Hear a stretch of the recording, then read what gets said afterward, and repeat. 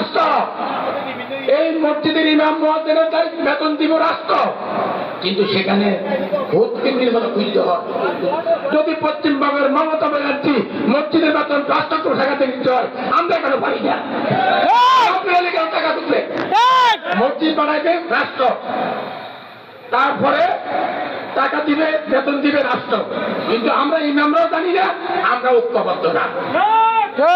দুটা আয়াত, বিসমিল্লাহির রহমানির রহিম, আর নাকিমুদ্দিন ওয়ালা তাতাফাররাকু। তোমরা আমার দিনকে প্রতিষ্ঠা করো, ঐক্যবদ্ধ হই, বিচ্ছিন্ন হইও না।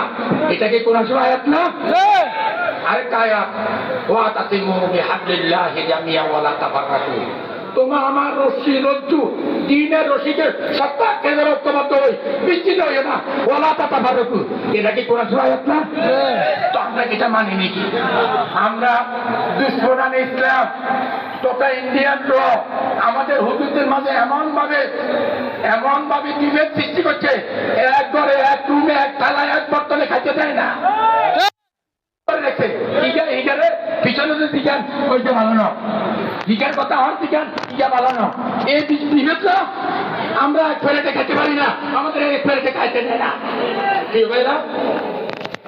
আমি ওলামায়ে কেরামের কাছে অনুরোধ করতেছি যে আপনারা সমস্ত কিছু করে ইসলাম, ঈমান, কালিমা, কাবা এক অভিন্ন, মনসান এক অভিন্ন।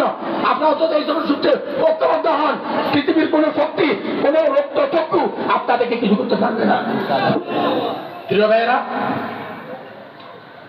নামাজের জন্য 82 টাকা বলা হচ্ছে, কিন্তু রাজনীতি, অর্থনীতি, সমাজনীতি, সমাজের বিভিন্ন বিষয় 1000-এর উপরে আয়াত আছে। কাদিয়ানীরা যদি দুইটা শব্দ দুইটা কি? খাতামুন নাবিয়্যিন ও খাতামুন নাবিয়্যিন, এই দুইটা শব্দ তারা স্বীকার করে না। এই দুটো সমস্ত উম্মত একমত, কাদিয়ানীরা কাফের কাফের কাফের।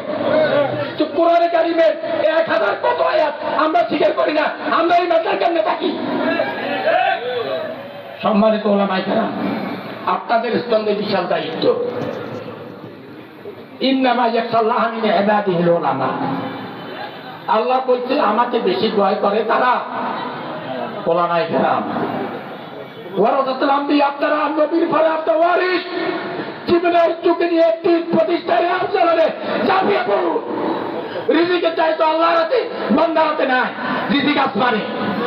সুতরাং এটা তোয়াক্কা করে, চাকরি তোয়াক্কা না করে আল্লাহর দিন, আল্লাহর জমিনে প্রতিষ্ঠা করার জন্য মুসলিমদের